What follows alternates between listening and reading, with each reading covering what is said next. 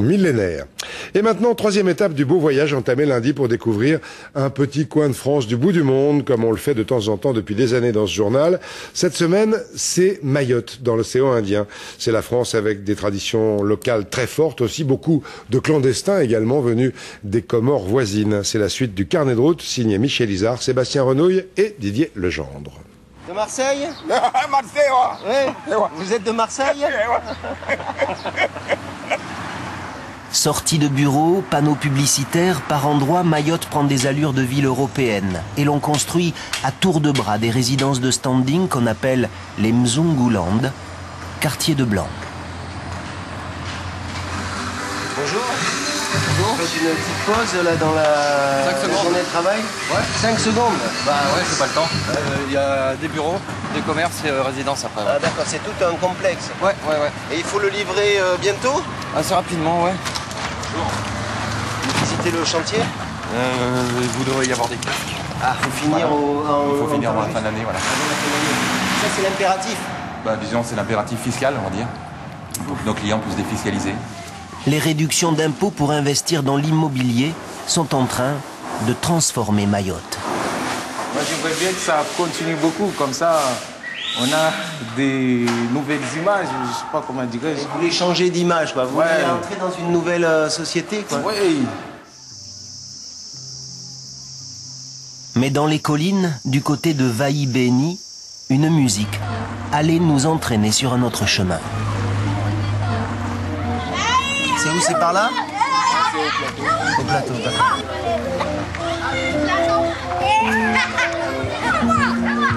Il suffit de suivre le son et les enfants, 60% de la population à moins de 15 ans.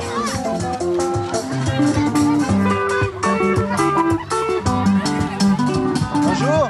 Bonjour. Vous dansez souvent? Oui. Voilà. 2 € l'entrée et derrière le rideau commence le Wadaha.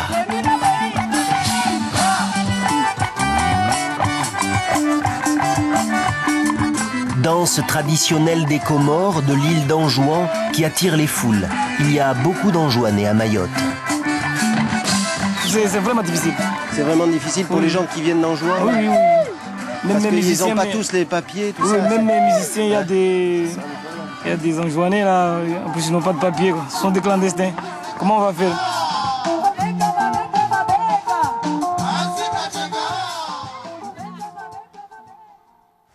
Bonjour. Comment ça va? Ça va aujourd'hui? On est revenu vous voir, ça va? Qui vous a dit que j'habite ici? On vous a cherché. Le lendemain, Tadjidine, le manager du groupe, nous emmènera pour essayer de retrouver ses amis musiciens qui vivent sur les hauteurs de Koungou. Il part en courant. Non, il part encore parce qu'ils ont peur que... Peut-être que vous êtes de la police.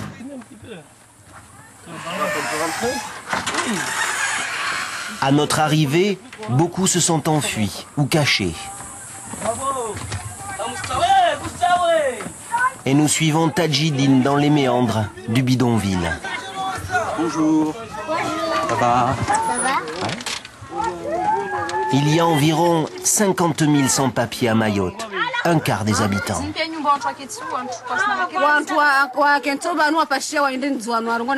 La dame explique qu'elle s'occupe de ses enfants et des enfants de ceux qui ont été expulsés vers Anjouan. La vie s'organise. Le plus dur, dit-elle, c'est d'aller chercher l'eau. Un endroit qui s'appelle Cacao, c'est très loin d'ici. En moyenne, la police renvoie d'ici 300 étrangers en situation irrégulière par semaine. 15 000 par an. La moitié des reconduites à la frontière réalisées en France.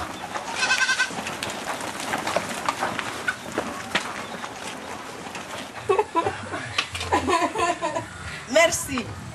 Malgré la surveillance accrue, les clandestins continuent à venir par barque d'Anjouan. Presque tous les jours. Qu'est-ce que vous faites là?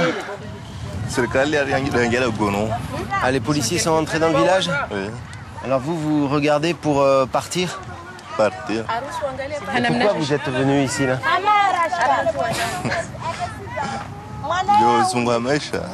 Viens chercher une meilleure vie. C'est difficile là-bas à Anjouan?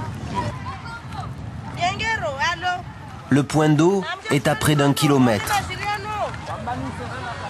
En contrebas, au milieu du quartier, une école toute neuve. La construction d'établissements scolaires, elle aussi, est en plein boom. On ne se bouscule pas.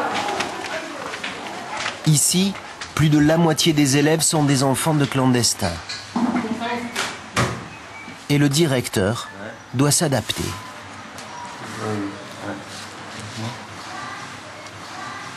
Il y a un climat de réticence quand même entre les locaux et ceux qui viennent d'arriver. Vous le sentez ici aussi? On le vit quotidiennement, disons dans le quartier. En théorie, les programmes sont les mêmes qu'en métropole. On peut entrer? Bonjour. Là, c'est vrai qu'à Mayotte, on a encore beaucoup d'élèves qui ont des problèmes en français arrivés en CM2.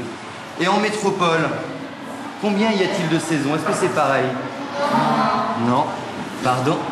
Les saisons quand les glaces descendent de la terre. Quand la glace descend sur la terre? Comment est-ce qu'on appelle quand la glace descend sur la terre? Quand il neige. Est-ce que toi, tu voudrais aller voir l'hiver, la neige? Ouais, tu voudrais aller voir la neige? Au moment où la glace descend sur la terre de certaines régions de métropole, Mayotte entre dans sa saison la plus chaude. La pluie et la moiteur de l'été austral s'annoncent. Eh oui, c'est l'été qui commence pour tous les Mahorais que je salue. Demain, on retournera là-bas pour mieux connaître Mayotte. Série à voir ou à revoir quand vous le voulez sur le site internet de la rédaction.